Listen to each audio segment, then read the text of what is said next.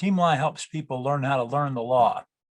So it's not like law school would be for an attorney or something of that nature. It's more like the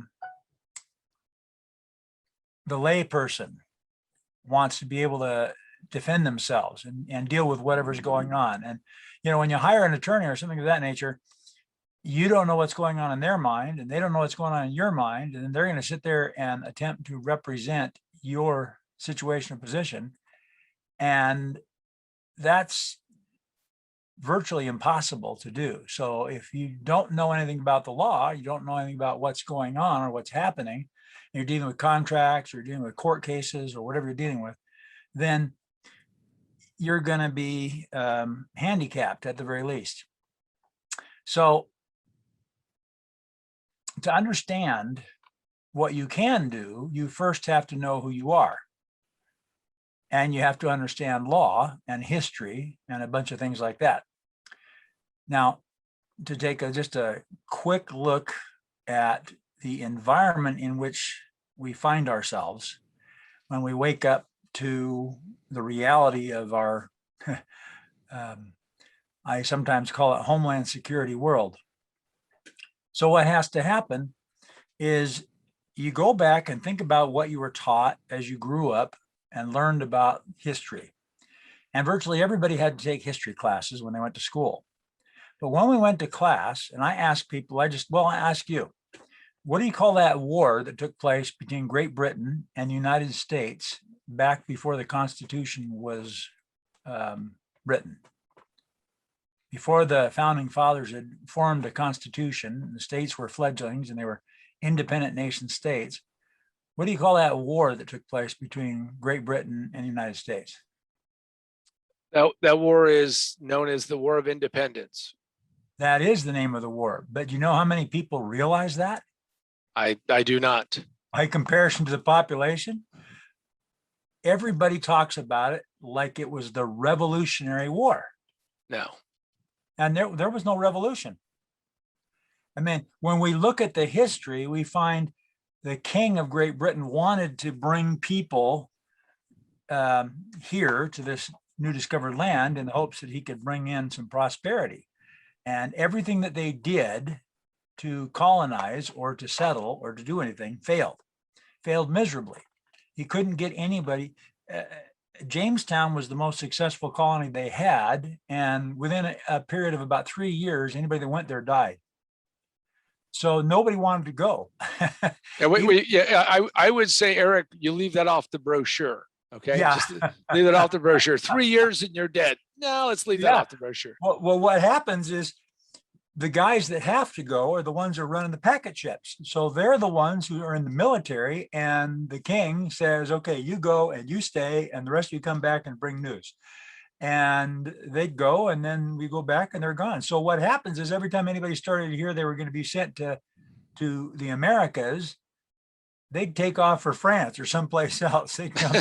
So the king decided he couldn't keep on doing this. So he came up with an idea. Now, the king's idea, the people called the king's folly, because the thing that makes a king is they own all of the land. It's like right now in the United States, we have land ownership, but if you go up to Canada, they don't have land ownership. They only have property ownership. The Queen owns all the land. That's why they call it a constitutional monarchy. Right.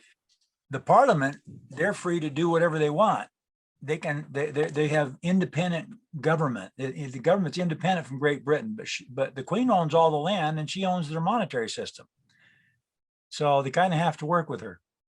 So when you go back to the Americans before they came, the king had his church that he'd formed, the Church of England, and the people that became known as the Puritans were getting pressure and prejudice, so they went to Holland. And they were living there and they were very successful there, but they were still living under a Dutch king. So when the King of England came up with this idea and he started offering people land rights, he was going to divest himself of the feudal title where he held the land And he was going to grant people the land with the property pertinent to land and give them a complete title. So what happened is, as he does this, these Puritans hear about that and they go, you know what, we want to go take advantage of that. So they come back to England. They spent 7 years negotiating with the king for their contract. And ultimately what it was the land was given and granted to them at no cost. It was a free gift with the right of self-government. And what the Puritans had to do is they had to pay for their passage with 7 years of their production. 50% of their production for 7 years they had to give to the king. So while they're giving 50% of their production to the king, they don't have anything extra. They live on 50% and they give away the 50%. And if they want anything like paper or tin or sugar or any of the things, tea, they had to buy it from the king. And so they didn't have any money, so they borrowed from the king to buy from the king. So once they were done paying off their land, they had debts to the king where they owed him money. From that time on until the War of Independence, the king never acquired any rights of government. So they came over and offered to help the Americans fight the French and Indian War, but they weren't even allies. They just offered to come and help. There wasn't any paperwork on it. The king was at war with France, had been at war with them for, overall the whole time, about 300 years with the whole war. Right. And so they were just fighting their war. And so they came over and they helped and we won the war. But then when they did, they didn't leave. And the people in England, they're sucked down with heavy burdensome taxes because England is becoming the world's most powerful military force. And so the people are tired of paying for it. They're about to rebel and the king's got to do something. So Parliament starts trying to invoke taxes here. And that's what caused all the hoopla. That's what caused the skirmish that took place on April 19th in 1775, where the British attacked Lexington and Concord. They had no cause for doing it. They just did it because they thought the Americans were preparing to defend themselves. So that was the beginning of the War of Independence. And the states got together and they formed the Declaration of Independence, about which the war got its name. And then we won and our constitutional republic was formed.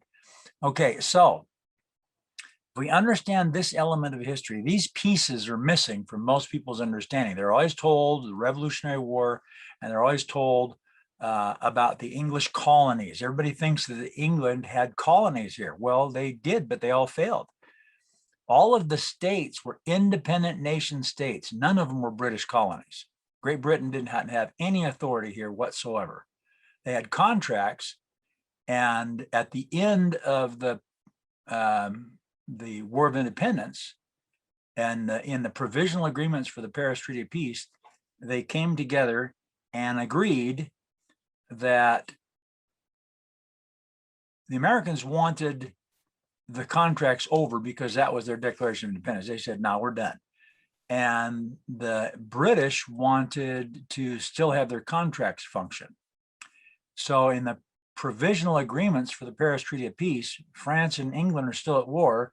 So England and America settled on these provisional agreements where they said the original contracts would go back to their normal, their original position if none of the combatants in the war were to win the war before Great Britain delivered the provisional agreements. So guess when they delivered the provisional agreements? Great Britain has these packet ships, they're mail ships, and they go all over the world, but they never make port. They go out and then tenders come out and meet them. Okay. So you send a piece of mail, you say when you want it delivered. So guess when the provisional agreements arrived in the United States? My guess is a little on the late side. Yeah, between, and I don't remember the exact date off the top of my head. It was between, it was around 1928 to 1935. Well, they always say the mail can be slow. Yeah, and so So if you go to the provisional agreements, it says if none of the nations conquered the others before the provisional agreements were delivered by Great Britain to the United States State Department, which when they came, the United States State Department thought it was a joke, then the contracts go back to 50% is owed to Great Britain. And so now in this time, when we're getting these 1900s, you've got the World Bank of Great Britain, which is one of the premier world banks. Okay, so with that little piece of history as just an interlude that people just don't understand who and where we are, we look at things today. And for example, let's look at the back of a Social Security card. Do you have any idea what's on the back of a Social Security card? I do not, other than the fact that I was told when I got mine originally that it was never to be used as an ID. Oh yeah, matter of fact, you used to have that printed on it. It used to have Mine does. My original one has. It was Yeah, never. printed- It was never meant to be used as an ID. printed right on it. And there was great debates that went on in Congress and in the newspapers and all this stuff about that they were afraid, people were afraid that the government would try to turn it into an identification system and blah, blah, blah, and in fact, It is. It is a Right de facto now, identification. that's what they're trying to do with it now. Well, it's not. What the card was used for with that, it was never used for identity. It was used to verify the signature. That was its purpose, was to verify the signature. I had a picture of one sitting here, but anyway, if you read the back of the card, it says, this card does not belong to you, it belongs to the United States government.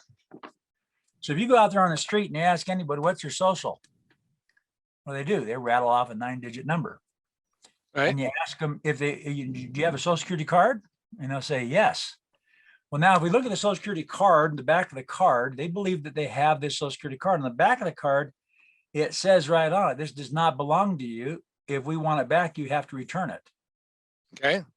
Okay. So then on the front of the card, we see Social Security Administration, or their logo thing there. And then we see a number, and then we see a line on which a signature goes. And you have people look at that card and say, whose name is that? What do they say? Oh, they'd say it's my name. Well, that's my name. Yeah. Now, to the Patriot community, they look at it and they say, most of them, not all of them, they see all capital letters and they say, that's not my name. My name is a proper noun. And they get all hung up on that little piece.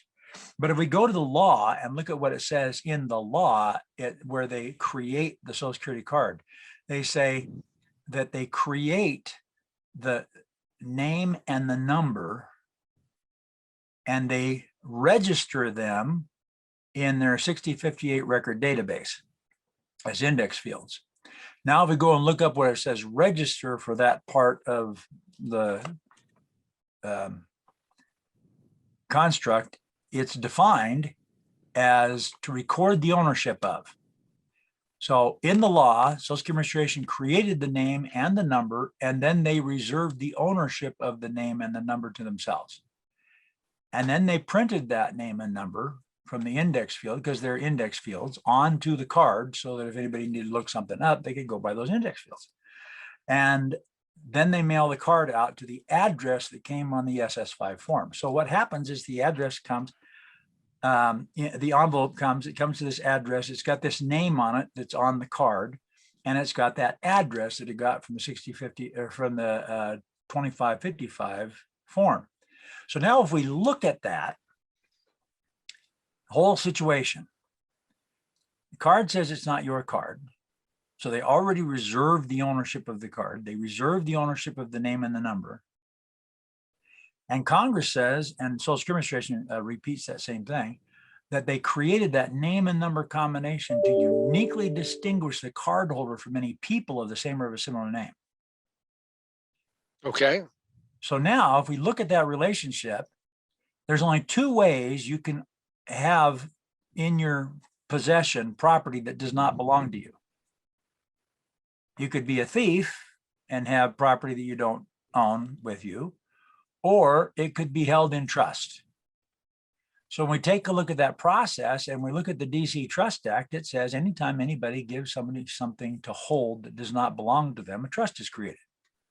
So what's the nature of the Social Security card holder by definition in law and fact?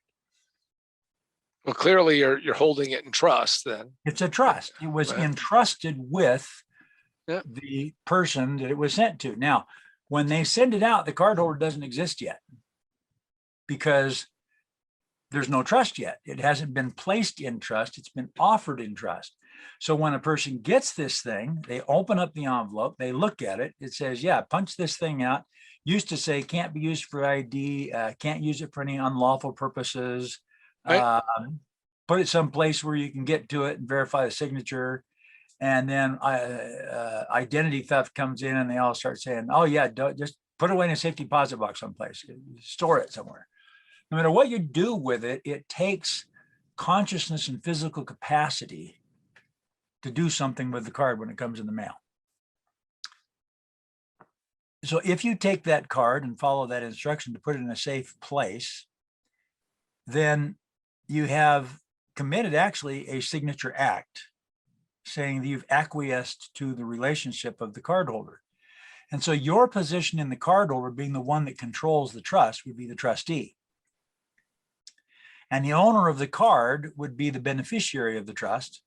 And so that's this thing that people call government. But if we look back at this thing called government, we see that it was created in 1871 under the District of Columbia Organic Act. Now, if we look at this District of Columbia Organic Act, Congress will tell you, well, that's just where they created the municipality, formed it into a corporation, as they do with cities all over the place. And it's like, well, that's a really nice idea. But if we go back to 1801, we see that they did that in 1801. So in law, an organic act is the original act. It's the first act. It's the one that came before anything else.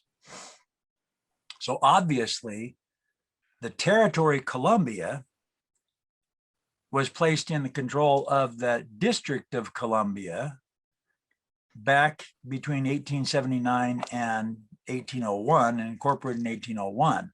So that would be the original Organic Act, and it's what the Supreme Court's always called it. So then they come up in 1971 and they create this Organic Act, and they say that they're creating a municipal corporation. So you have to look at those words. What does municipal corporation mean? Well, the first thing that comes to mind is the incorporated municipality. But it can't be that because that was done in 1801. This act didn't take place till 1871. It has to be something different than that because it's an organic act. So what must it be? Well, there's only one other definition. A corporation owned by the municipality would be a municipal corporation. All right. Okay. So then we take a look at, they set up in this and they put this thing in it they call the United States Constitution. Well, what's the name of the Constitution that was written back at the beginning of the country? I'll let you fill that blank in. Okay. It was the initial Constitution with the 7 articles was called the Constitution for the United States of America. Okay. Do you know what it did? What was its purpose? To define define and delineate what the government, the federal government, could or could not do. It defined the federal government, period. Yep. And then gave, and you're right, it gave the limitations and privileges of the officers of government. Right. So if we look over the Constitution, the one thing we find nothing related to is any place in the Constitution where the Constitution grants any authority over government to control the people. The exact opposite is true. The Constitution was created by the people to create this administration for this government and give them their functions and their jobs and all the authority that they have that goes with that. So when we start looking at the details, they're really simple and they add up really quickly. I mean, to get the history when we haven't been given the history and you got to go back over it, there's a lot of it, but it's very simple. It's a step-by-step, straightforward thing. But people don't know what it is. So all authority in government comes from the people. Right. This is known as a nation of sovereigns without subjects, unique in the world that way, because, you know, when you form a kingdom, you give up your land ownership to the king, and then he's responsible to God for the land. That responsibility goes back to Genesis 1:28, where it says, take dominion over the land, the water, the air, and the things that are in them, paraphrasing. So that command for us to take dominion, we look at what land is by definition in land law. Land is not the stuff that sits out in a space. Land is defined by a two-dimensional boundary on the surface of the earth. It has extents that go from the center of the earth to the heavens above. And the space within that defined perimeter is called land. So another word that describes land is domain. So when you're taking dominion, you're taking control over the domain. All right. And so we were commanded to take the land ownership, but there's no place anywhere that it tells us to take the property ownership, and they're separate. When we look at kingdoms, we see feudal title where the property is owned by one person and the land's all owned by the king. Now the king can hold property too, but it's called a feudal title because you're like a battle between the property owner who's sitting in the space of the land and the landowner who controls that space. That's why they call them subjects. We don't have any subjects here. We're not subject to government, but government is subject to us. The problem is, it's well described by Benjamin Franklin when he came out of the building after they just got done signing the Constitution. He comes out of the building and Miss Powell asks him, what'd you give us? And he says, a constitutional republic, if you can keep it. So if we look at what it takes to keep it, you first have to know what it is. You second have to understand mechanics of it. And to do that, it was written in the English language. You have to understand some English. Okay. Right. It's like people are always arguing about the Second Amendment and gun rights and all this. But if you look at the Second Amendment, it's a really simple sentence, except it's got two things that makes it a little bit complex. They're comma phrases. So when we look at the sentence and we put it together with just what it says, a well-regulated militia being necessary to the security of a free state. That's dropping out the comma phrases because those are just like adjective phrases. They give you more definition about what's going on. Right. So that doesn't say anything about gun rights. And then it has the part in there about, where's the language? I don't want to get the comma phrases goofy. So look at it real quick because it's so small, but it gives us a great demonstration of how people really misunderstand what they're reading in the Constitution very often. It says a well-regulated militia, comma, then jump down the last comma, shall not be infringed. See, I got it wrong the first time. That's what the sentence says. A well-regulated militia shall not be infringed. So let's add in the comma phrases. A well-regulated militia, now notice this is just an adjective phrase, being necessary to the security of a free state. Right. So if you're going to have a free state and it's going to be secure, you've got to have a well-regulated militia. That's what it says. So then we add in the, and again, if we leave that a second comma phrase out, a well-regulated militia being necessary to the security of a free state shall not be infringed. Then we go to the next comma phrase. It says, the right of the people to keep and bear arms. It's an incomplete sentence. It doesn't say anything by itself. So it has to be put into the sentence structure to use the subject of the sentence structure to understand what the right to keep and bear arms is talking about. And what does it have to be talking about? Well, the only thing in the sentence it can be talking about is the well-regulated militia. So then they say the right to keep, that covers the right to keep and bear arms. Actually, when the amendment was written by the founding fathers, it had the personal gun rights written in it. And when they got down to what they now call the 9th and 10th Amendments, then it was 11th and 12th, they realized that those protected the personal gun rights. And if they mentioned it in the Constitution, anything they mentioned, they knew was going to get regulated. So they took it out. Why? Because the right to keep and bear arms is protected in the 9th and 10th Amendments, and it's sacrosanct. You can't mess with it. But if you have it in the Bill of Rights, like they always like to talk about in government, well, then you can go in and mess with it because you get to, they think that they can control what that says. Right. So that's why they focus it on personal gun rights. So if people don't understand the things that they see in the Constitution like that, like, remember when Barack Obama was running for president and the big controversy came up about where he was born? And there really wasn't a whole lot of question about where he was born because the evidences are clear, except that he has 3 birth certificates. He's got a birth certificate from Kenya, in the hospital where the birth took place. He's got a birth certificate from Hawaii, and he's got a birth certificate from Indonesia, I think it is, where his mom moved after she went to Hawaii.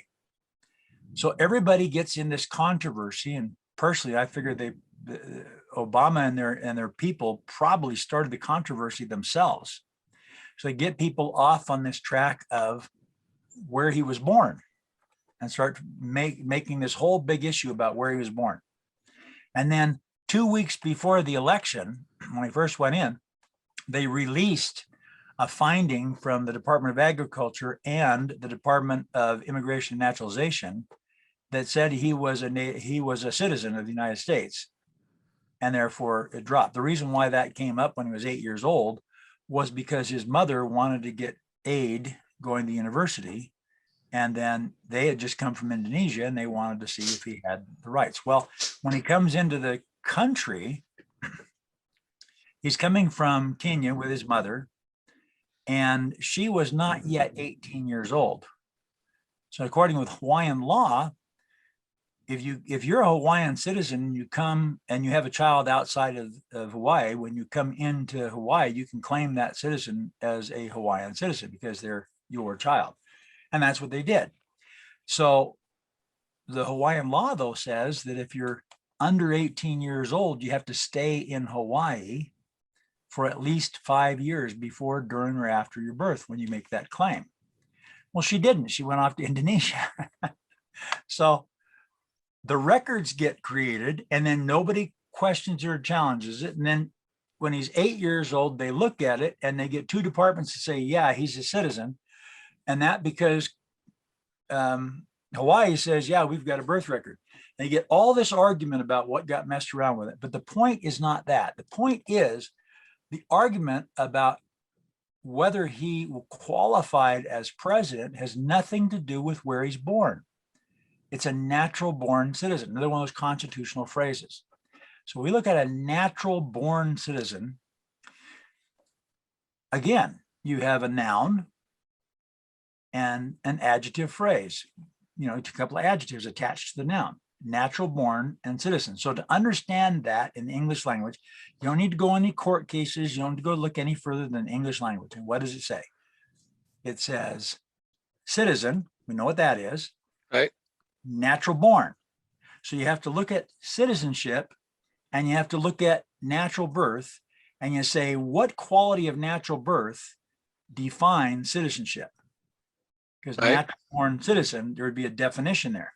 So when we look at that, we find that no matter where you go in the world, throughout the entire world, if 2 parents are both from the same country, they both are citizens from the same nation, anywhere in the world, and they have a child anywhere in the world, they don't have to be in their home nation. They can have the child anywhere in the world.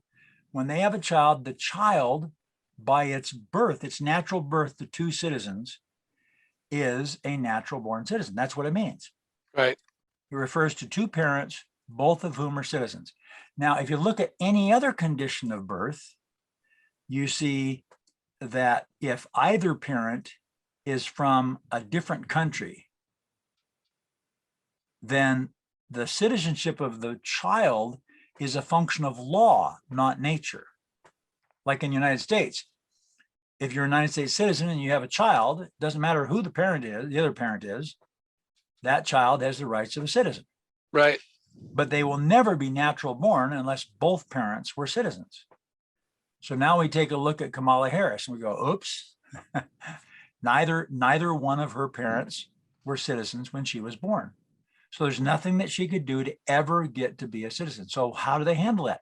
Well, for 20 years, over 20 years before Barack Obama was seated, the Democrats were trying to change that law, and they never could get it passed. So when Barack Obama came up, they started this argument about where he was born, which had no merit whatsoever, and then had these rulings were already done from two departments of the United States when he was 8 years old, and they said, that's it, it's over. So after that, then Congress started saying natural born just means that you're a citizen that is not naturalized. And that they gave that opinion by consensus. But you go back and you look at all the annals of law and you look at the rulings of court and the statutes and everything else, they all say the same thing. And it's the same as it is anywhere else in the world. See, so we come up and we don't understand, number one, who we are, because we think we've got a social security number and a social security card. And after we go past September 11th, 2001, you have these aircraft running into buildings in back east. Right. And as these aircraft are running into the buildings, there's all kinds of stories and rumors. And then you have these crises that take place. And you'll see these crises throughout time. The biggest one that started the whole mess of executive orders and things of that nature was the Civil War. And in the Civil War, President Lincoln declared the war, and President Lincoln ordered the mustering of troops. Both of those things were explicitly reserved to Congress, but President Lincoln did it. So because President Lincoln did it and they had the war and the North won, as the lawsuits against President Lincoln and the North and what they did came up, the Supreme Court, Congress passed the law, the War Powers Act, and the Supreme Court and Congress together agreed that the things that Lincoln did were justified. Now, again, they didn't say it's lawful, they just say it's justified, so they didn't rule against it. So from that time forward, we started getting these executive orders. Now, notice executive orders are tied to war power. They didn't have those before the Civil War. As we come forward, we then get to the World War I, and we have the Trading with the Enemies Act that gets intimately connected to the war powers. And in the Trading with the Enemies Act, it recognizes that if you are an enemy of the state, if you are trading with an enemy of the nation or an enemy of the state, then you come subject to the Trading with the Enemies Act. Right. And guess what the punishments are for that in a time of war? I assume it's probably a capital offense. It is a capital offense. It's a capital offense. And when we go back to World War I and we see banks and other organizations like that were owned or controlled by people who got caught trading with the enemies of the United States, they were compelled to shut down their businesses and they were removed from the country. And some of them were executed. It kind of depends on how brutal they considered the act to be. Right. So into 1933, and we have the adjustment to the Trading with the Enemies Act that was created by the another emergency, and we have the Great Depression, and because of the way Congress was handling the funds, with Federal Reserve notes in particular, they didn't have enough gold to cover that. And there was a side deal with the Federal Reserve notes that if the people were to bring the notes to the bank, they could trade them for gold or silver coin. That deal never was something that the government could use or take advantage of, but it was the government simply rented the Federal Reserve notes. And then if the people, to get the people to use them, they gave the incentive. If the people, if the government can get the people to use the Federal Reserve notes as if they were money, right, then they could return those Federal Reserve notes to the Federal Reserve Bank and they would exchange them for gold or silver coin. So during the Depression, people started bringing those in. They weren't doing that for a long time because it was easy to carry around the paper than it was to carry around the gold. So as the Depression starts hitting, they start getting concerned about that, and they go down to try to get their money, and they got to the point where they didn't have enough money to back it. So the controllers of the bank told the government, we can't do it, we can't guarantee this anymore, and it's all because you guys haven't paid any of your rent. Because what happened was Congress never paid any rent from the time 1913 on. So 1913, 1933, they never paid any of the rent, never paid any of the interest on the rent. So now this huge debt that's owed because of that, and now they've got to cover that. So what happens is this was one of the elemental causes that created the Great Depression. And now they got the Great Depression, they've got an emergency. So they have an agricultural act and a few other acts that ultimately they create the emergency war powers added to the War Powers Act. So now you got the Trading with the Enemies Act, the Emergency War Powers Act, and all connected. And you start seeing these executive orders coming out. And in the beginning, they're all about things that are needed because of the emergency, like the shutting down of the bank until they could put in new notes. right. And then you get up to our present time and you still have that kind of thing going on, but you get more and more executive orders. Then you get Biden in there and he just starts kicking out executive orders that say things like high school girls have to let the boys play with sports with them. So what does that have to do with executive order power? Nothing. Right. So that's just dictatorial rule.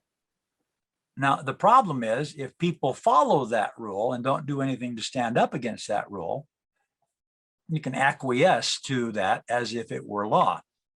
And that's what people do. And why do people do that? Because we don't know anything about law. We don't know how to stand up and defend ourselves. We don't know how to, generally, we don't know how to do anything about it. You go back in the elections and you got all this news about the elections going on right now.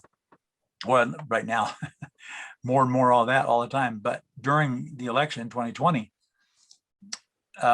they had the election, so-called election, and the next thing you know, the events of that night just blow up, and it looks like from the outcome that Biden might have won, even though President Trump was winning going in, and the numbers that he had were the likes of which in the history that could never happen. So this brings a lot of controversy, a lot of questions, and people start bringing lawsuits into court because of the appearance of election fraud. But again, that's the wrong move.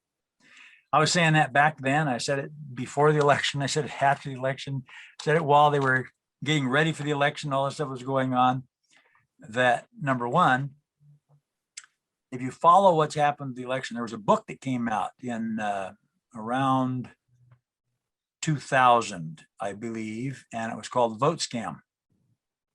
And it might have been 2001 when it came out, because I think it had the stuff about Al Gore and that in there, in that election, in that thing. And what you want to notice with that election 2000 was that Al Gore and President Bush were duking it out, and disagreements on what happened in Florida with the hanging chads and all that stuff. And Right. court cases were filed in Florida. And the next thing you know, within like 2 weeks, it's in the United States Supreme Court. So how come we didn't see something like that happen in the 2020 election when there was so much controversy about election fraud? Well, the reason is really simple. If you go after fraud, fraud is very difficult to prove and it's not a constitutional issue. Right. So you go into court and it can take years to battle over it. Meanwhile, you got whatever's happening with whatever happened, and it just keeps on moving forward. So no result. So they start bringing up these lawsuits and they're going after election fraud. I said, this is the wrong way to go. You need to bring actions for violations of equal protection, the right of equal protection, your right to vote. It's in the 14th Amendment. It's a constitutional security issue, and that's exactly what got Al Gore in front of the Supreme Court to look at the hanging Chad issue. As a result of the hanging Chad issue, interesting thing happens, election reform. So they take these machines, these IBM card reader machines, some people call them, IBM invented the cards, they call them IBM punch cards. And these cards have been used for over 50 years tallying elections in the United States successfully. Right. Now, the thing that's awesome about these IBM punch cards is, especially if you're using an IBM machine to read them, because they're very accurate in running and processing this. And then you got a bunch of aftermarket guys that are voting machines, and some of them don't line up the cards just right. And sometimes the Chads get, knocked around. That's kind of what happened down there in Florida. So when we look at these voting machines, they're using the punch cards, and you look at how fast they read. I don't know if you remember how fast those things go, but you put a stack of ballots in the thing like this, and you turn around and go, it's done. It might be 10,000 votes just got counted in just this little short time. Right. Certainly less than an hour, you'd have tens of thousands of votes counted. Okay, and how accurate were they? They were almost fail-proof. Right. They had a failure rate of something like 0.0008%. Right. So they were very accurate in reading the information. Now, have you looked at the voting machines and how these scanners they have now with like the ES&S and the Hart and the Dominion voting machines? They go. I have not. They go chunk, chunk, chunk, chunk, chunk, and then they have about a 67% failure rate. Okay. So when the ballot reads and it comes up that it had a problem, you hit the adjudicate button and it brings the ballots up on a screen, and the supervisor can now look at the ballot to see what's wrong with it. And the software in the machines allows the supervisors to change the votes. They can add to, subtract from, remove the ballot completely, say, no, that one doesn't count. They can take a raw ballot and stick it in the scanning machine and bring it up. It'll say adjudicate, and they can fill it in however they want. And they can tell it to multiply. They want 100 of these. But the supervisors can do all those things at the terminal with the machine, and there's no accounting for that. It doesn't say who the supervisor was or what it was that they changed. It just says that ballot in that batch was adjudicated. That's it. So if you have election machines that allow that kind of thing to happen, and anyone that is aware of that possibility, is there any way any person, any reasonable person in the United States that had awareness of this function of these Dominion voting machines and others, is there any way that they could have a reasonable expectation that their vote was counted as cast, and only with other ballots that were so counted as cast? High degree of skepticism. Well, it's not just skepticism. If you have the ability to change those, then you don't know whether anybody did that, exercise that ability or not. So it gives cause for the skepticism. And the mere fact that the election machine allows that is a violation, according to the United States Supreme Court, when they look at gerrymandering, which does a similar kind of thing, as factoring, and those machines allow factoring. So when you look at that and you look at the Supreme Court's rulings on all such situations like that, they take the case up and they say, yeah, that's a violation of equal protection of law, and then make the election be taken over. Fascinating. Well, But Eric, nobody brought such actions. right. So, uh, so we've been talking about all this stuff, and I didn't go over what we're going to Well, do at Freedom Fest. So sorry about that. well, that's all right. So but let's just make sure this is Eric Madsen. Did I say All it right. right? And, Yes. and he's with Team Law, and he's going to be at Freedom Fest. And Yep. if you want to get yourself an education on history and a variety of other issues, and I guess one of your claims is that you're one of the most well-read non-lawyer lawyers. Is that true? Well, I don't make that claim, but I have been in many court cases, and I have repeatedly had judges rule that I'm an expert on law Okay. in the case. So I don't make the claim, judges make the claim. I was in one case, I was there as a witness in a federal case, and I had there's several things that we discovered when I started looking at these things. I was dealing with a land issue, and I started looking at the law, and I ran into these things about the corporations that were replacing what we thought of as government. And I ran into the way things have changed over time with law and land law and things of that nature. And the first thing I was recognized as an expert on in law was land law. And so I was dealing with those kinds of things when I had a number of experiences that give me cause to reach out and try to help other people that were working on cases and trying to do well. So because of that, we ultimately started Team Law. And when we did that, we also realized that the governments have been replaced with corporations. So we started working on reseating the original jurisdiction government, the government that was created by the constitutions. And as we did that, it was apparent that we need to put somebody back in the seat. So I actually ran for governor in Colorado at the same time Roy Romer was running for his second term in the state, in the corporate state.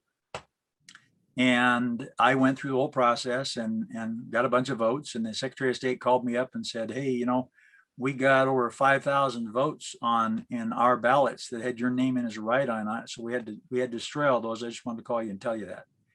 And I wait a minute. And I had met with her early on in the election, because I went down to file the $50 to run for office and all that stuff. And then they said, yeah, we don't have anything to do with that office. And I said, oh, okay. So I said, I checked to make sure that we were doing what we were doing right, and we followed the law as it was set implicitly, and ran for the office. And then I was elected as governor. And at the time, Roy Romer recognized I was governor. I went, the Senate recognized me as governor, state Senate recognized me as governor. The Senate subpoenaed or summoned me. They didn't subpoena me, they summoned me to come. It was polite to come and testify before them. And I called them into session as well. And I had judges who had subpoenaed me to come and testify as governor. And I responded, and sometimes I couldn't come. So I said I was busy, and they said, yeah, okay, because I hired government official. And then I was in this federal court case where I wasn't in the case, these other people were, and I was there as supporting witness. And they were, the opposition, the opposing counsel wanted to bring a transcript from a traffic court case in as evidence to the federal court case. And the attorney for this gal stands up and says, now, Judge, we don't know why they want to put this transcript on this record, but quite frankly, we would like to have it on the record too, but we don't have any reason for having it here. It doesn't really serve our case any. But then he says, the only reason I can imagine they would want to put this in here is that this plaintiff believed that I was the governor of Colorado in original jurisdiction. And they might try to say she was insane, because that gives evidence of her being insane, because what they're trying to do is they're trying to prosecute her for being drunk, and she doesn't drink. or didn't drink. So they're in this case for a Title 42, Section 1983 lawsuit for civil rights violation. And the judge says, yeah, I'm interested in that too. She said, as they began the case, I've looked over all of the evidences. I'm fully aware of everything that's going on here. And so beware. So as the opposing counsel stood up to defend why they wanted it on there, they started talking about this, and it looked like it was going to be them. Yeah, they're going to go after, thinking it was demonstrating some mental stability problem for the plaintiff. And the judge stopped him right there. And she says,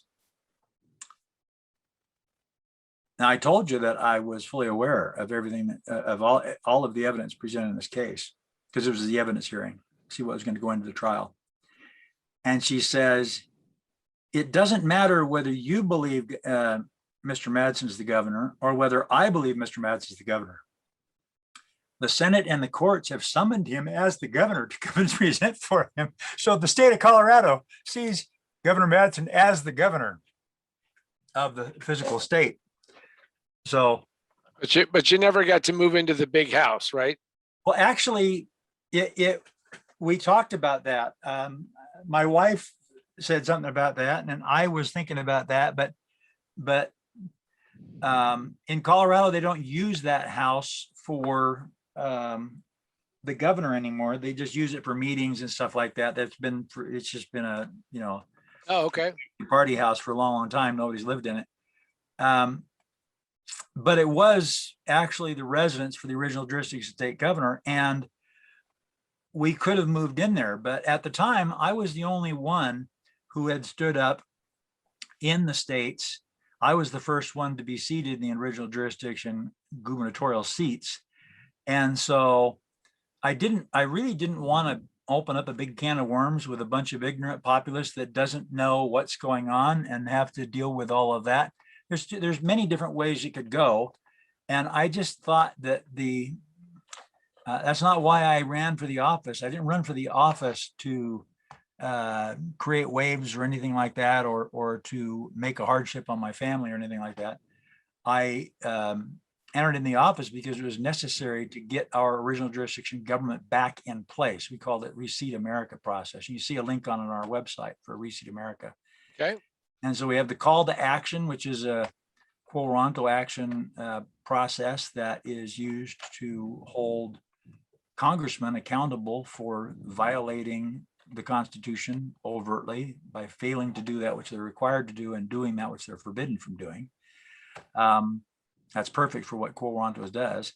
And so there's an action that's set for that. There's people working on reseating the gubernatorial seats because the governors have the power to seat Congress.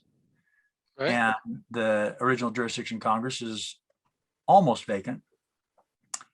And there's a lot of things like that. They're just very simple. They're very straightforward. They don't have a lot of controversy. They're very simple, but because people are caught in what we call the prevailing mythology, that's the mythological belief that you are a Social Security card holder. It's impossible. You can't be a Social Security card holder. It says right on the card. And it belongs to the United States government. So in the history of the Social Security Administration, they have never once ever given anybody a Social Security card name or number. Those are all private and reserved to the United States government.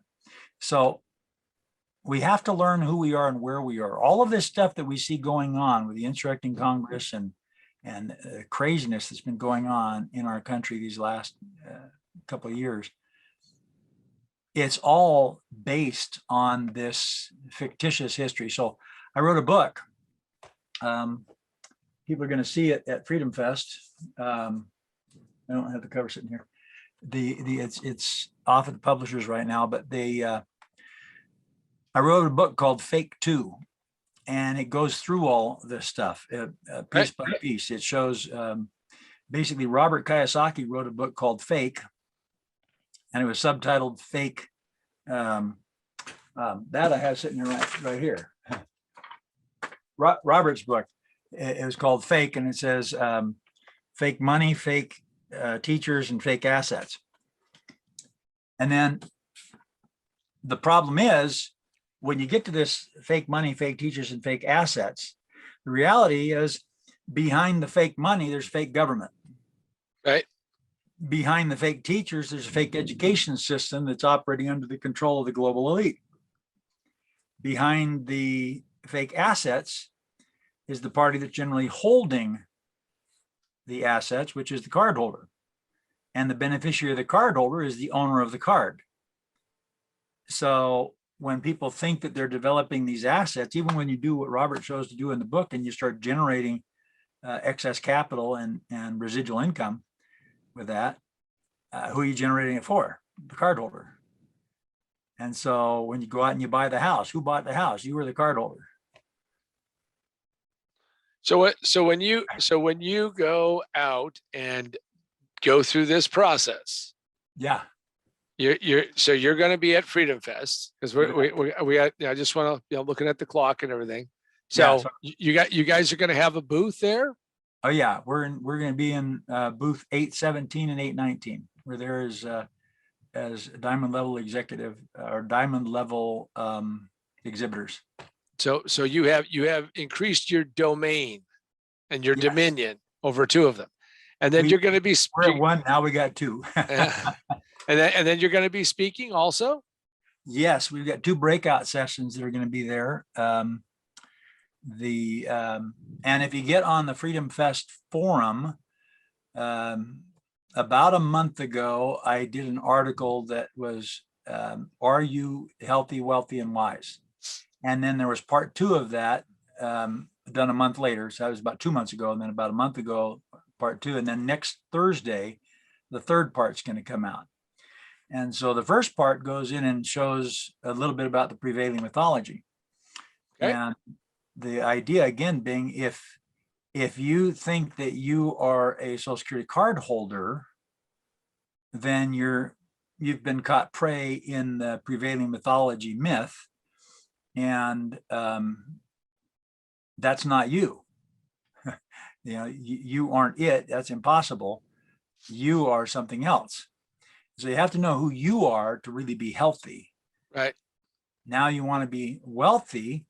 Again, if you look at the cardholder and you see that the assets that are acquired by the cardholder all belong to the beneficiary of the cardholder, the one that owns the card. Well, that's the United States government. So when all the private property people think they're holding themselves with their own wealth, it's not their wealth, it's the cardholder's wealth. Now you get to live off the perks of it because you're the trustee and you get to spend the funds off the trust and go all that. So a lot of people, say, hey, I put food on the table, so I don't have to worry about that. We got a job, we got this, and things are working. Right. Well, it's kind of like we look at our Constitution and we look at what's going on and you compare the two. And, is the nation operating in accordance with the Constitution? Not even close. Right. So then you go to the last one. The last one will be about showing wise, the wisdom, and how what you have to do when you realize who you are and where you are and what's going on. Then what do? Well, wisely, you'd secure who you are and secure the cardholder so that you can use it to operate in this banking system world. That's the whole reason why they did the 9/11 events, was so that they could create the Patriot Act, the Homeland Security Act, and now the Real ID Act. So if you want to do anything where you identify yourself, like you said, the Social Security card, they weren't wanting to do this, and now a de facto ID because you have to have it for the Real ID or you can't get Real ID. Right. So who's the one getting the Real ID? You or the trust? It's the trust. So what happens is we get lost in the middle. Our nation was created. We created the Constitution to protect our rights. Right. People are always talking about constitutional rights. There is no such thing as a constitutional rights. The Constitution doesn't create any rights, but all of your rights are protected by it. But again, like Ben Franklin said, if you don't know how to use it, then, what do you got? And it can go away. All right. Yeah. So when are your speaking slots? Do you know? I do. But when I say I do, that means I'm going to look up here on the screen and read it instead of. So, and you're going to be at Freedom Fest for the entire time. So go by the 21st. 21st. 21st to the 24th. Yeah, and And the book Fake Two will be on sale at the bookstore there. And the breakout sessions are Thursday, the 21st. Oh, no. Wait. That was when I did the, that's when we did the first article in the forum. Okay, breakout sessions. I'll be doing an interview with Gary Alexander. The topic of that'll be on the main stage. That will be at 9:50 in the morning on July 22nd. And the okay, truth about individual sovereignty truth about individual sovereignty, understanding private property and your constitutionally secured rights. Okay, and then the next one is hijacking our constitutional republic, how it happened, how it affects you, and what we need to do to fix it. And that is at 1:10 p.m. on July 22nd. And then on Friday, July 23rd at 2:10 p.m., we'll be doing debt and private property, fixing America's most hidden destructive problems. Okay, so the breakout sessions are going to be the first one, that one on yep. So, Thursday. That's going to be in Rushmore E. yeah, well, and for the purpose of this, I just want to Yeah. make sure everybody knows you're going to be there. Yes. And so talk about why somebody should be at Freedom Fest, and then we can do a wrap up. So, why do you think somebody should come to Freedom Fest? Well, I've been looking at Freedom Fest for a long time. Team Law is a private organization, so it doesn't come classified in nonprofits or anything like that. But it operates, from support. So when we do the things we do to go things like Freedom Fest and whatnot, people put in the funds to support us going, and they get excited about it. Well, they got really excited about it. We've been working on getting them excited about it for a few years. And then we got to go to Vegas, and they got excited about it well enough to go on to Platinum Exhibitors. And we're going to have 2 breakout sessions then. And then when we got laid over till this year, they continued to support and put us into the Diamond exhibit. Good. It's pretty exciting. Why do people go to Freedom Fest? When I've been looking at Freedom Fest, they keep on saying, I've always liked what the Scousins have done. I've watched them for years. Not just the Scousins doing this, but their whole family. And I've always been appreciative of the work and the hard work and efforts that they have done. They stand out there and they do something, which is really important. And of the different organizations and meetings and things that are going on around the country, Freedom Fest is very unique, I think, because of the nature of who all's there and what's going on there. It's not like you go to these other organizational meetings and whatnot that like this on freedom and ideas like that. And when you get in there, most of the people seem to be people that don't really have the wherewithal to make decisions that are going to really change their lives and what they're going to do with things. And they are hampered a bit. But at Freedom Fest, they invite all topics and everybody to come and converse and discuss. And they predominantly libertarian viewpoints. And, I very much like that, especially because it's not so caught up in all of the politics, but it's caught up in, why America is always a great place. And so you seek out liberty and understanding well, like this year, the theme, healthy, wealthy, and wise. Right. And it's an excellent theme. And you're going to see things about all of those topics. They've also got the Anthem Film Festival. I've watched the Anthem Film Festival online, but I've never been able to have the opportunity to go. So they're doing some really exciting work when people step up and they they do something and they give people an opportunity to communicate. That's one of the biggest problems we have. People aren't communicating. And if you're trying to rely on the news media and other things like that today, well, it's all directed and censored, and you're not going to get very far. You're not going to find out what's really going on. I think you can find out what's going on at places like Freedom Fest, and where people get together and they actually are doing the work, and you can see who's doing the work and how they're doing the work, and you decide whether you want to support that work or get involved with that work or what you want to do. And I just think it's wonderful. Well, and on that note, I just want to thank Eric Madsen of Team Law. He's going to be at Freedom Fest 2021 in beautiful South Dakota, and I would highly recommend that all of you come and attend. It's been a fascinating, very fast paced hour, really. I mean, you just kind of rolled, and I couldn't slow you down. So the landslide is there. Most interviewers, they have a lot of questions that they come and they already have a knowledge of that. You kind of open up the platform and said, hey, here you are, let's go with it. And when you do that, and we're looking at these things that are going on in our nation, there's so much foundation that most people don't have. Right. And they're starting from wherever they are. And it's like jumping off in the deep end of the pool, but oops, I don't know how to swim. You got to learn how to swim. There you go. And if you want to learn how to swim, at least from the law and the history and the Constitution and all of those things, I'd recommend that you stop by, you visit Team Law and Eric, and I presume you're going to have a bunch of people there, and go on down. The book is there on sale, and so you can come and get a copy of the book. This is an advanced sale of the book. It's first edition is a hardbound edition that's coming out, and it'll have forward and other things that are in it, and it's right now going out to the people that would be putting in those pieces. I don't put in those pieces, so it has to go out to them first.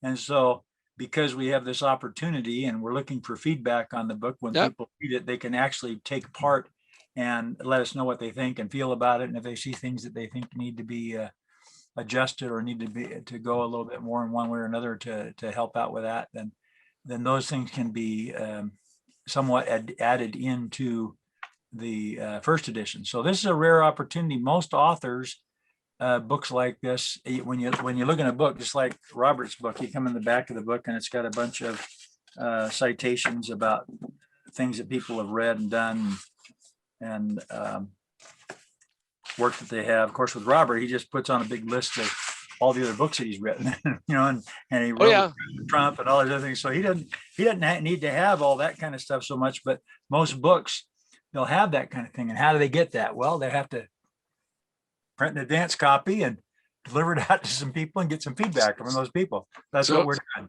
All right. So you get a chance to meet Eric and his team of Team Law. And this is John Paul Mendoza, and it's a Paul World. And we'll see you in beautiful South Dakota in just a few weeks. Go sign up. It's not too late. Just off of Interstate 90, I understand. So if you understand how the interstate highway system works, you just have to get to 90 and decide, are you east or west, and make your way and you'll get there. Thank you very much, Eric. And we'll be seeing you in beautiful South Dakota. Thank you. Appreciate your opportunity here.